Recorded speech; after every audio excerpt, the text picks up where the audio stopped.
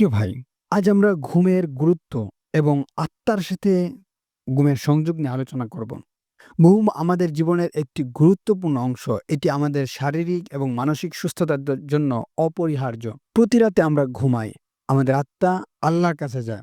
আল্লাহ সুবহানাহু ওয়া তাআলা পবিত্র কোরআনে বলেছেন, আল্লাহু ইয়াতাওয়াফাল আনফুসা হিনা মাউতিহা ওয়াল্লাতী লাম তামুত ফি মানামিহা ফায়ুমসিকুল্লাতী ক্বাদা আলাইহা আল মাউত ওয়া ইউরসিলাল উখরা ইলা আজালিম মুসাম্মা। আল্লাহ রূহগুলোকে তার মৃত্যুকালে এবং যে মরে না নিদ্রাকালে নিয়ে যান। অতঃপর যাদের মৃত্যু দেন তাদের রূহকে আটকে রাখেন এবং অন্যদেরকে নির্দিষ্ট সময় পর্যন্ত ছেড়ে দেন।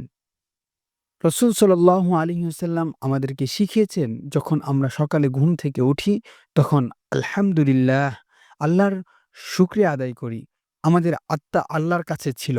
তিনি আমাদের শিখিয়েছেন যে আমাদের শরীরের কিছু অধিকার রয়েছে, যেমন সঠিকভাবে খাওয়া, ব্যায়াম করা, পর্যাপ্ত পরিমাণ ঘুমানো। শরীরের জন্য সর্বোচ্চ ঘুমের সময় ৮ ঘন্টা। ৮ ঘন্টার বেশি ঘুম নেতিবাচক প্রভাব ফেলতে পারে। ঘুম হলো শরীরের জন্য পুষ্টি এবং এটি প্রোটিন, কার্বোহাইড্রেট এবং লিপিড দ্বারা। আত্মার খোরাক হচ্ছে জিকির।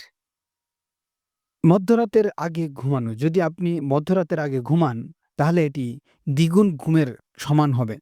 উদাহরণস্বরূপ, আপনি যদি রাত ১০টা ৩০ বিছানায় যান, ১২টা পর্যন্ত ঘুমান, তবে এটি ৩ ঘন্টার সমান হবে।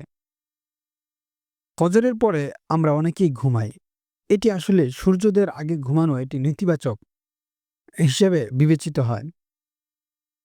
ফজরের পর ঘুমানো আমাদেরকে আনন্দ দেয় না, বরং এটি আমাদের শরীরের জন্য ক্ষতিকর হতে পারে। আল্লাহ সুবহানাহু ওয়া তাআলা আমাদেরকে সঠিকভাবে বিশ্রাম নেওয়ার এবং সঠিক সময়ে বিশ্রাম নেওয়ার তৌফিক দান করুন। আমিন।